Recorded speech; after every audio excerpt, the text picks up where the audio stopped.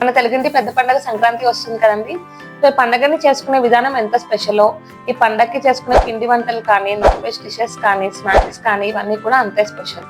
కానీ కొంతమంది ఈ ఫుడ్స్ అన్ని కూడా అవాయిడ్ చేస్తూ ఉంటారు. ఆరెల్స్ కొంతమంది తిన్న ఫుడ్ స్ట్రక్ అయిపోతుంది అని వాటిని టూత్ పిక్స్ కానీ సేఫ్టీ పిన్స్ కానీ పెట్టి వాటిని తీసేసి తర్వాత పెయిన్ ఫీల్ అవుతూ ఉంటారు. ఇలాంటిది అవ్వకుండా ఈ రోజు నేను ఒక చిన్న టిప్ చెప్తానండి. హలో అండి, this is doctor Sindhura, paediatric dentist. So మనకి పళ్ళ మధ్యలో ఫుడ్ స్ట్రక్ అయినప్పుడు యూజువల్ గా సేఫ్టీ పిన్స్ తో టూత్ పిక్స్ తో వాటిని తీసేస్తూ ఉంటారు.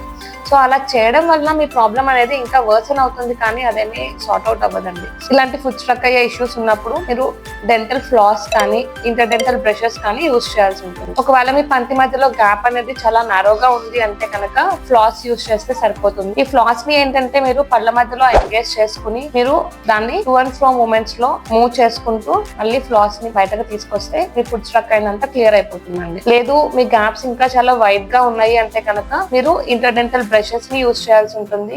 సో ఇంటర్ డెంటల్ బ్రషెస్ ని పళ్ళ మధ్యలో గ్యాప్ లో ఎంగేజ్ చేసుకుంటే అక్కడ ఉన్న బ్రిజిల్స్ తో అక్కడ స్ట్రక్ అయిన ఫుడ్ మొత్తాన్ని క్లియర్ చేసేసుకోవచ్చు. సో ఈ ఫ్లాస్ కానీ ఇంటర్ డెంటల్ బ్రషెస్ కానీ మీకు నియర్ బై ఫార్మసీలో అవైలబుల్ ఉంటాయి, లేదా ఆన్లైన్ లో కూడా మీరు తీసుకోవచ్చు. ఈ ఫ్లాస్ కానీ బ్రషెస్ కానీ ఇవన్నీ కూడా ఏమి పర్మనెంట్ సొల్యూషన్స్ కాదండి. టైం బీయింగ్ మీకు రిలీఫ్ వస్తుంది. అండ్ అట్ ద ఎర్లియస్ట్ మీరు మీ డెంటిస్ట్ ని విజిట్ చేసి మీకున్న కండిషన్ కి తగిన ట్రీట్మెంట్ ని అవైల్ చేసుకోండి. అండ్ వాళ్ళు రికమెండ్ చేసినప్పుడు మాత్రం ఇట్లా యూజ్ చేసుకోండి ప్రాపర్ వేలో. ఈ పండగకి మీ ఫ్రెండ్స్ అండ్ ఫ్యామిలీతో మంచిగా ఎంజాయ్ చేయండి. అండ్ ఒకవేళ మీకు ఏమైనా ప్రాబ్లం అనిపిస్తే కనుక ఇలాంటివి యూజ్ చేయండి. And at the earliest me dentist ని విజిట్ చేయండి. అందరికీ ముందుగా సంక్రాంతి శుభాకాంక్షలు. Thank you.